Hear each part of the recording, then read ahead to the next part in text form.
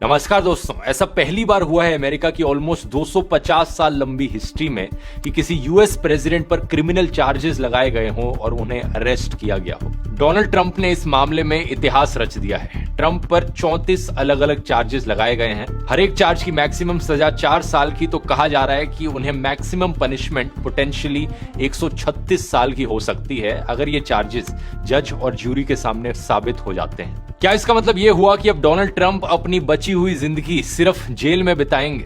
और क्या है ये आरोप जो इन पर लगाए जा रहे हैं? ये कहानी बड़ी दिलचस्प है, आइए जानते हैं आज के इस वीडियो में दोस्तों। Donald Trump has been charged with 34 felony counts of falsifying business records. First, the nation is awaiting a potential criminal indictment of former President Donald Trump. Donald Trump arrested and charged with business fraud. Bringing Donald Trump down through Manhattan to the lower criminal court arrived. With Donald Trump on defense, though, criminally, they know that we will defeat them, but they're not coming after me, they're coming after you. Donald Trump के arrest की कहानी एक ऐसे affair से शुरू होती है जिसको लेकर ट्रंप का कहना है कि ये कभी हुआ नहीं।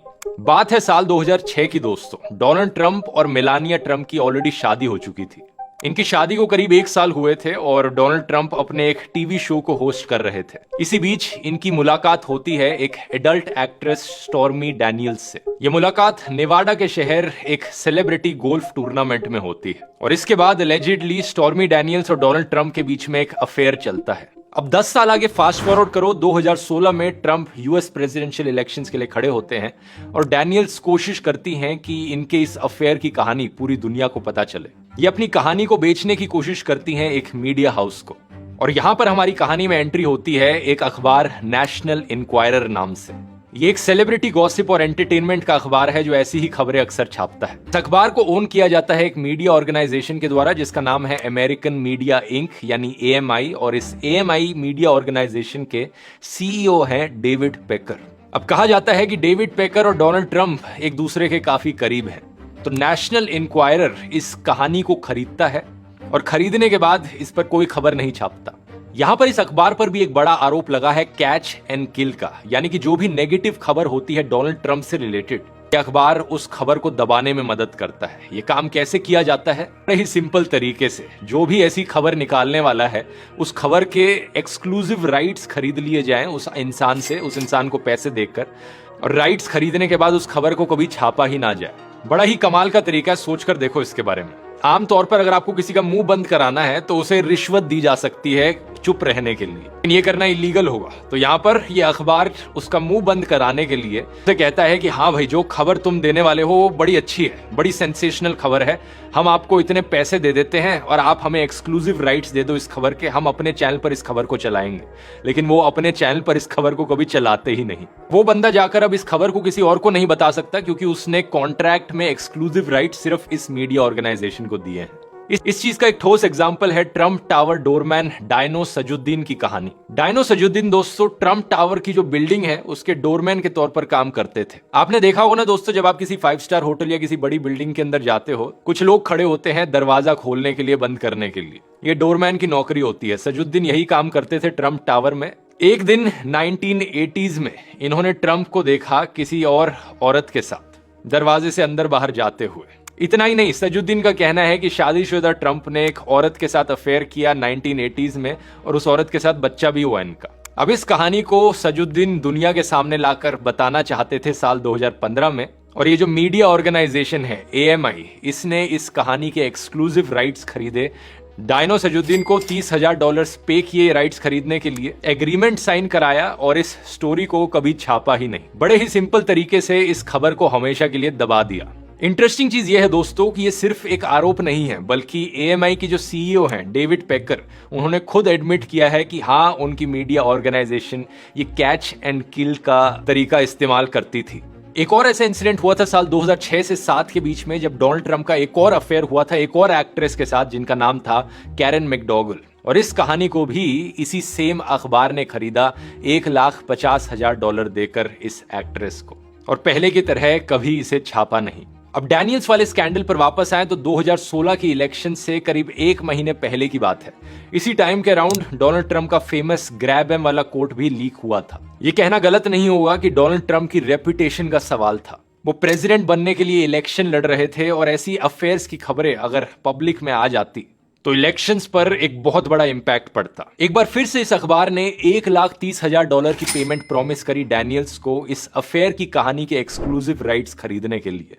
लेकिन जैसे जैसे इलेक्शन नजदीक आ रही थी, डैनियल्स को यह पेमेंट मिली नहीं थी। ये पैसे ट्रांसफर करने की रिस्पॉन्सिबिलिटी आई डोनाल्ड ट्रंप के लॉयर माइकल कोहेन के कंधों पर। माइकल इस पेमेंट को डिले करे जा रहे थे। ये देखते हुए कि डैनियल्स इस डील को कैंसिल करने वाली थी पेमेंट ना मिलने की वजह से, कोहेन ने डर के मारे एक शेल कंपनी का इस्तेमाल किया डैनियल्स को ये पैसे भेजने के लिए। डोनाल्ड ट्रंप का कहना है कि ये अफेयर कभी हुआ ही नहीं, लेकिन सवाल फिर ये उठता है कि ये पैसे क्यों भेजे गए। इस चीज का हमारे पास सबूत मौजूद है कि ये पैसों का ट्रांसफर माइकल कोहेन और डैनियल्स के बीच में एक्चुअली में हुआ है। और जब बात कोर्ट में आई तो माइकल कोहेन ने इस बात से डिनाई नहीं किया। उन्होंने कोर्ट में इस चीज को माना कि ये पेमेंट उन्होंने करी थी, इसी चीज के लिए करी थी। इसके चलते माइकल कोहेन को 3 साल जेल में सजा भी काटनी पड़ी थी। ये 3 साल अभी रिसेंटली ही पूरे हुए हैं। इनमें से कुछ महीने कोविड-19 के समय पर थे, तो ये हाउस अरेस्ट में थे उस समय पर। सीक्रेटली पैसे देना किसी को किसी का मुंह बंद करवाने के लिए, इस चीज को हश पेमेंट कहा जाता है। और आप जानकर हैरान हो जाएंगे दोस्तों कि हश पेमेंट करना अमेरिका में असल में क्राइम नहीं होता। तो आप पूछोगे कि माइकल कोहेन को फिर जेल में क्यों भेजा गया। माइकल कोहेन को हश पेमेंट की वजह से जेल में नहीं भेजा गया। उन्हें जेल में भेजा गया इन सारे क्राइम्स की वजह से। पहला, 5 बारी विलफुल टैक्स इवेजन। दूसरा, बैंक्स के सामने झूठी स्टेटमेंट्स देना। तीसरा, अनलॉफुल कैंपेन कंट्रीब्यूशन। और चौथा, एक्सेसिव कैंपेन कंट्रीब्यूशन। ये आखिरी 2 चार्जेस पॉलिटिकल कंट्रीब्यूशन से रिलेटेड है, पॉलिटिकल डोनेशंस। सिमिलरली अगर हम ट्रंप के केस को देखें दोस्तों, शादीशुदा होकर किसी के साथ अफेयर करना मॉरली गलत हो सकता है, एथिकली गलत हो सकता है, लेकिन कानून के सामने ये एक क्राइम नहीं है ज्यादातर अमेरिकन स्टेट्स में। और ना ही ये क्राइम है किसी को हश पेमेंट करना, और ना ही ये क्राइम है अपनी इमेज को साफ करने की कोशिश करना। तो आखिर क्या चार्जेस लगाए गए हैं डोनाल्ड ट्रंप के ऊपर? इंटरेस्टिंगली इन पर चार्ज लगाया गया है अपने बैंक अकाउंट्स में ट्रांजैक्शंस को गलत तरीके से रिकॉर्ड करने का, अपने बिजनेस रिकॉर्ड्स को फॉल्सिफाई करने का। और ये चार्ज इन पर तब आया जब इन्होंने अपने लॉयर को पेमेंट देने की कोशिश करी अपनी लीगल सर्विसेज के लिए। ट्रंप पर 34 बारी फॉल्सिफाइंग बिजनेस रिकॉर्ड्स के चार्जेस लगे हैं। इनमें से 11 बारी एलेज किया जाता है कि इन्होंने अपने इनवॉइसेस को गलत तरीके से लिखा, फॉल्स इनवॉइसेस, 11 बारी false cheques and cheque stubs, और 12 बारी फॉल्स जनरल लेजर एंट्रीज। मोटे मोटे तौर पर कहा जाए, जब इनके लॉयर डैनियल्स को हश पेमेंट दे रहे थे, उन्हें चुप कराने के लिए पैसे दे रहे थे, तो जब डोनाल्ड ट्रंप ने अपने लॉयर को पैसे दिए, इसके रिगार्डिंग यहां पर पैसे की कुछ हेराफेरी हुई। इवन दो इनके लॉयर कोहेन ने इन सारी चीजों से एग्री किया है कि हाँ ये सब मैंने किया था कोर्ट में, डोनाल्ड ट्रंप का इसको लेकर कहना है कि इनके लॉयर झूठे हैं। और जहां जहां कोहेन ने जिन चीजों से एडमिट किया, डोनाल्ड ट्रंप उन चीजों को लेकर डिनाई करते हैं। ट्रंप पर एग्जैक्टली आरोप यह है कि जब ये अपने लॉयर को पे कर रहे थे डैनियल्स को चुप कराने के लिए, तो ये जो पेमेंट करी गई, इसे ऐसा दिखाया गया कि ये बड़ी आम पेमेंट है, नॉर्मल लीगल एक्सपेंस है जो आमतौर पर किया जाता है, जो कि ये नहीं था। इसलिए इसे फॉल्सिफाइंग बिजनेस रिकॉर्ड्स का नाम दिया जा रहा है। अब यहाँ पर कहानी में एक और ट्विस्ट आता है दोस्तों। न्यूयॉर्क के स्टेट लॉ के अकॉर्डिंग फॉल्सिफाइंग बिजनेस रिकॉर्ड्स को तभी एक क्राइम कंसिडर किया जाएगा जब यह किया जा रहा हो इंटेंशनली किसी और क्राइम को छुपाने के लिए। मतलब अपने आप में अपने बिजनेस रिकॉर्ड्स को फॉल्सिफाई करना क्राइम नहीं है, क्योंकि लोग गलती से भी ये कर सकते हैं, लेकिन ये क्राइम तब बन जाता है जब किसी और प्राइमरी क्राइम को छुपाने की कोशिश करी जा रही हो। अब यहाँ पर प्राइमरी क्राइम क्या है ट्रंप के केस में, ये हमें तभी पता चलेगा जब कोर्ट में इसका ट्रायल शुरू होगा और कोर्ट में इसकी हियरिंग्स होंगी। लेकिन एक्सपर्ट्स के अकॉर्डिंग प्राइमरी क्राइम वही क्राइम है जिसमें ट्रंप के लॉयर कोहेन को कन्विक्ट किया गया है। इसके साथ साथ टैक्स फ्रॉड एक और प्राइमरी क्राइम बन के सामने आ रहा है। एक डॉक्यूमेंट लीक किया गया जिसमें बताया गया कि कोहेन ने डैनियल्स को $1,30,000 दिए थे चुप रहने के लिए 2016 में, और ट्रंप ने कोहेन को $4,20,000 दिए सेम चीज के लिए 2017 में। मतलब कि जितनी पेमेंट करी गई थी उससे ज्यादा पैसा डोनाल्ड ट्रंप ने दिया, और आरोप लगाया जा रहा है कि ये टैक्स फ्रॉड है। यहाँ पर मैनहट्टन के डिस्ट्रिक्ट अटॉर्नी एल्विन ब्रैग वो लॉयर हैं जो इस प्रोसिक्यूशन को लीड कर रहे हैं। इनके अकॉर्डिंग प्राइमरी क्राइम ये भी बताया जाएगा कि कैसे इंफॉर्मेशन के साथ छेड़छाड़ करने की कोशिश करी गई अमेरिकन वोटर्स के सामने इलेक्शन से पहले, damaging information and unlawful activity from American voters before and after the 2016 election. Election में जीतने के अपने चांसेस बढ़ाने के लिए डोनाल्ड ट्रंप ने ये कैच एंड किल स्कीम खेली ताकि जितनी भी नेगेटिव खबरें हैं उनके बारे में उन सबको दबाया जा सके। अब सवाल ये उठता है कि आगे क्या होगा इस केस में। डोनाल्ड ट्रंप को गिल्टी साबित करने में कई अड़चने सामने आएंगी। पहला तो ये कि अगर ये case supreme court of America तक पहुंच जाता है तो बड़ा हाई चांस है ट्रंप यहां पर बचकर निकल जाएंगे, क्योंकि सुप्रीम कोर्ट में रिपब्लिकन अपॉइंटेड सुपर मेजॉरिटी है।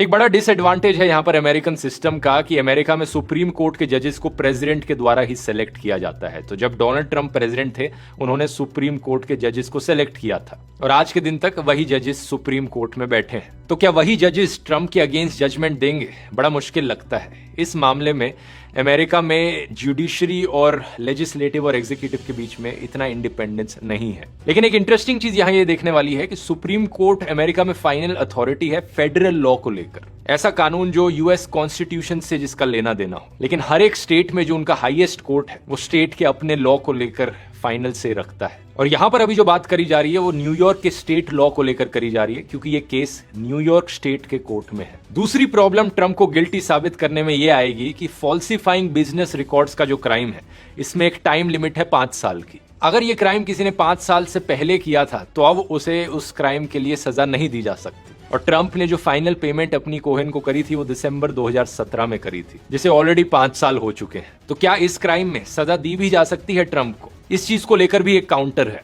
न्यूयॉर्क के कानून के अकॉर्डिंग ये जो टाइम लिमिट है, इस पर एक स्टॉप लगाया जा सकता है अगर अक्यूज्ड आदमी न्यूयॉर्क स्टेट के बाहर रह रहा हो। और ट्रंप जब प्रेसिडेंट बने थे, वो व्हाइट हाउस में रह रहे थे 4 साल के लिए, जो कि न्यूयॉर्क के बाहर है, और अब वो फ्लोरिडा में रह रहे हैं जब से वो प्रेसिडेंट नहीं है। तो टेक्निकली देखा जाए तो ये 5 साल की टाइम लिमिट इसमें काम नहीं करेगी। इंटरेस्टिंग चीज ये भी है देखने की, डोनाल्ड ट्रंप की वाइफ मेलानिया ट्रंप की तरफ से कोई स्टेटमेंट नहीं आई है इस पूरे केस को लेकर। यही कारण है कि कुछ मीडिया वेबसाइट्स ने रिपोर्ट किया कि शायद मेलानिया ट्रंप एम्बैरेस्ड फील करती हैं इस पूरी सिचुएशन से, और वो भी जानती थी अपने हस्बैंड के अफेयर्स के बारे में। डोनाल्ड ट्रंप रिस्पॉन्स में कहते हैं कि ये पूरी चीज एक विच हंट है, उन्हें टारगेट करने की कोशिश करी जा रही है। वो जज पर उंगली उठाते हैं, ट्रंप हेटिंग जज with a Trump hating wife whose daughter works for Kamala Harris. I have a Trump-hating judge with a Trump-hating wife and family whose daughter worked for Kamala Harris and now receives money from the Biden-Harris campaign and a lot of it. ये सब बोला Trump ने, इसके बावजूद कि जज मेर्चन ने कहा था कि ऐसी थ्रेटनिंग और इन्फ्लेमेटरी स्टेटमेंट्स देना बंद करो। ये रीसेंट बात है कि जनवरी 2023 में ट्रंप पर $1 मिलियन का फाइन लगाया गया, क्योंकि जज के अकॉर्डिंग वो कंटिन्यूसली कोर्ट्स का मिसयूज कर रहे थे अपने पॉलिटिकल नैरेटिव को आगे बढ़ाने में।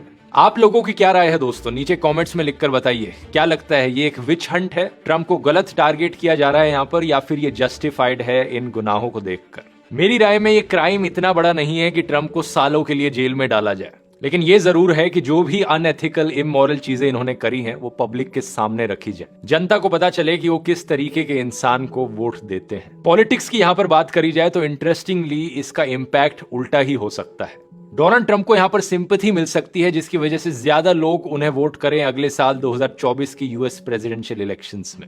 और हाँ, इलेक्शन में खड़े होना उनके लिए कोई प्रॉब्लम नहीं होगी, क्योंकि अमेरिका में ऐसा कोई कानून एग्जिस्ट नहीं करता जो किसी को इलेक्शन में खड़े होने से रोकता हो अगर उन पर कोई क्रिमिनल चार्ज लगा हो तो। इवन अगर उन्हें कॉन्विक्ट कर दिया जाए, ये सारे चार्जेस सही प्रूफ कर दिए जाएं, तो भी उन्हें इलेक्शन में खड़े होने से कोई नहीं रोक सकता। कॉन्विक्टेड पॉलिटिशियंस को भी अलाउड है इलेक्शन में खड़े होना। लेकिन आगे इस केस में क्या होगा, इसमें कई महीनों तक का समय लग सकता है। तब तक के लिए आप अमेरिकन पॉलिटिकल सिस्टम को अगर डिटेल में समझना चाहें, इस वाले वीडियो में समझ सकते हैं यहाँ क्लिक करके। बहुत बहुत धन्यवाद।